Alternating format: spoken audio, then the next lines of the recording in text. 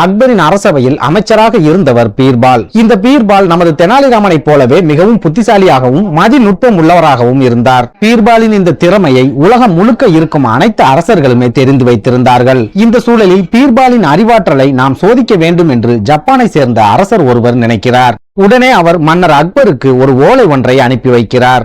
அந்த ஓலையில் தங்களது அமைச்சரான பீர்பாலை ஜப்பான் நாட்டிற்கு சிறப்பு விருந்தினராக அனுப்பி வைக்க வேண்டும் என்று அவர் வேண்டுகோள் வைத்திருந்தார். உடனே மன்னர் அக்பரும் ஜப்பான் மன்னரின் வேண்டுகோளை ஏற்று பீர்பாலை நிறைய பரிசு பொருட்களுடன் ஜப்பான் நாட்டிற்கு அனுப்பி வைக்கிறார்.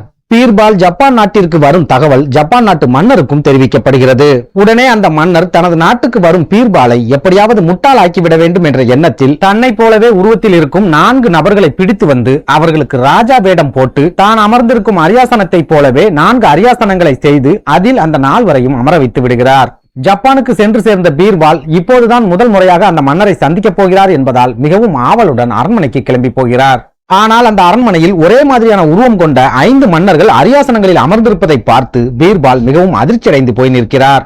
ஆனாலும் உடனே சுதாரித்துக் கொண்ட பீர்பால் மன்னர் நம்மை சோதிப்பதற்காகவே இந்த ஏற்பாடுகளை செய்திருக்கிறார் என்பதை புரிந்து கொண்டு அரியாசனத்தில் அமர்ந்திருக்கும் 5 மன்னர்களையும் ஒரு நிமிடம் உற்று பார்க்கிறார். பின்னர் மிகவும் பணிவாக உண்மையான மன்னர் அமர்ந்திருக்கும் அரியாசனத்திற்கு சென்று, பேரரசே, உங்களை பார்ப்பதில் மிகுந்த மகிழ்ச்சி அடைகிறேன். எங்களது மன்னர் அக்பர் உங்களுக்கு பரிசு பொருட்களை கொடுத்து அனுப்பியுள்ளார். தயவு செய்து அதை பெற்றுக் கொள்ளுங்கள் என்று கூறுகிறார். பீர்பால் தன்னை சரியாக அடையாளம் கண்டுபிடித்ததை பார்த்து அந்த ஜப்பானிய மன்னர் ஒரு நிமிடம் திகைத்து போகிறார். ஆனாலும் அவர் உடனே சுதாரித்துக் கொண்டு, பீர்பால் அவர்களே, எப்படி சரியாக என்னை அடையாளம் கண்டு கொண்டீர்கள் என்று கேட்கிறார். உடனே பீர்பால் ஜப்பானிய மன்னரை பார்த்து, இந்த அரியாசனத்தில் 5 அரசர்கள் அமர்ந்திருந்தாலும் அதில் 4 கண்கள் மட்டும் என்னையே உற்று நோக்கி கொண்டிருந்தது. ஆனால் உங்கள் ஒருவரின் கண்கள் மட்டும் என்னை பார்க்காமல் கம்பீரமாக எதிரில் இருப்பவரை பார்த்து கொண்டிருந்தது.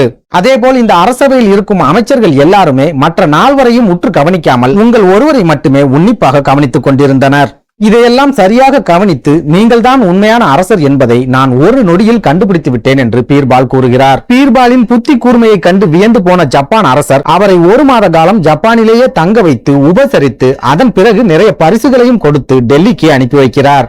இந்த கதையின் நீதி, நாம் எவ்வளவு திறமையாக மற்றவர்கள் முன் நடித்துக் கொண்டிருந்தாலும் ஏதாவது ஒரு சமயத்தில் நமது சுயரூபம் என்பது கண்டிப்பாக வெளிப்பட்டே தீரும்.